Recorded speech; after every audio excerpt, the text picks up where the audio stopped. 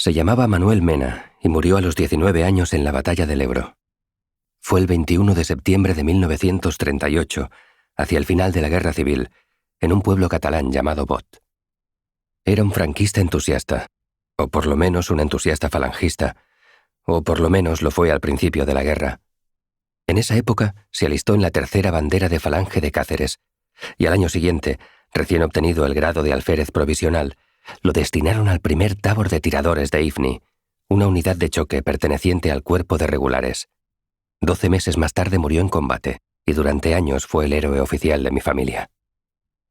Era tío paterno de mi madre, que desde niño me ha contado innumerables veces su historia, o más bien su historia y su leyenda, de tal manera que antes de ser escritor, yo pensaba que alguna vez tendría que escribir un libro sobre él.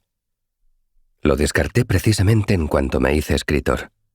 La razón es que sentía que Manuel Mena era la cifra exacta de la herencia más onerosa de mi familia y que contar su historia no solo equivalía a hacerme cargo de su pasado político, sino también del pasado político de toda mi familia, que era el pasado que más me abochornaba.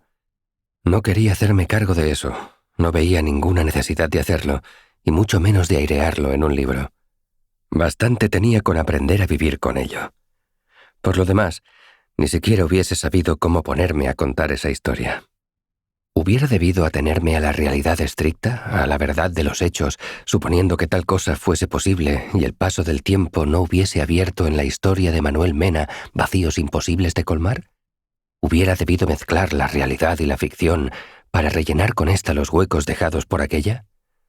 ¿O hubiera debido inventar una ficción a partir de la realidad, aunque todo el mundo creyese que era veraz, o para que todo el mundo lo creyese? No tenía ni idea, y esta ignorancia de forma me parecía la ratificación de mi acierto de fondo. No debía escribir la historia de Manuel Mena. Hace unos años, sin embargo, ese antiguo rechazo pareció entrar en crisis. Para entonces hacía ya tiempo que yo había dejado atrás la juventud. Estaba casado y tenía un hijo. Mi familia no pasaba por un gran momento. Mi padre había muerto tras una larga dolencia, y mi madre todavía capeaba a duras penas el trance ingrato de la viudedad después de 5 décadas de matrimonio.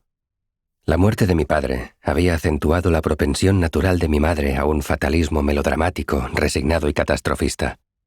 «Hijo mío», era una de sus sentencias más socorridas, «que Dios no nos dé todas las desgracias que somos capaces de soportar». Y una mañana la atropelló un coche mientras cruzaba un paso de cebra.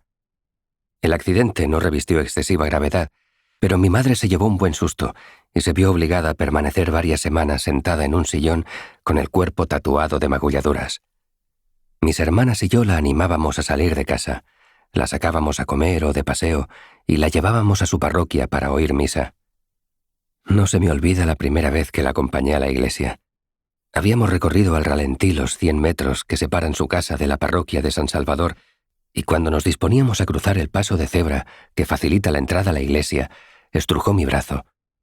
«Hijo mío», me susurró, «bienaventurados los que creen en los pasos de cebra, porque ellos verán a Dios. Yo estuve a punto». Durante aquella convalecencia la visité más a menudo que de costumbre. Muchas veces me quedaba incluso a dormir en su casa con mi mujer y mi hijo. Llegábamos los 3 el viernes por la tarde o el sábado por la mañana, y nos instalábamos allí hasta que el domingo al anochecer volvíamos a Barcelona. Durante el día hablábamos o leíamos, y por la noche veíamos películas y programas de televisión, sobre todo Gran Hermano, un concurso de telerrealidad que a mi madre y a mí nos encantaba. Por supuesto, hablábamos de Iba Hernando, el pueblo extremeño del que en los años 60 emigraron a Cataluña mis padres, igual que en aquella época hicieron tantos extremeños. Digo por supuesto y comprendo que debería explicar por qué lo digo. Es fácil, porque no hay acontecimiento más determinante que la emigración en la vida de mi madre. Digo que no hay acontecimiento más determinante que la emigración en la vida de mi madre, y comprendo que también debería explicar por qué lo digo. Eso ya no es tan fácil.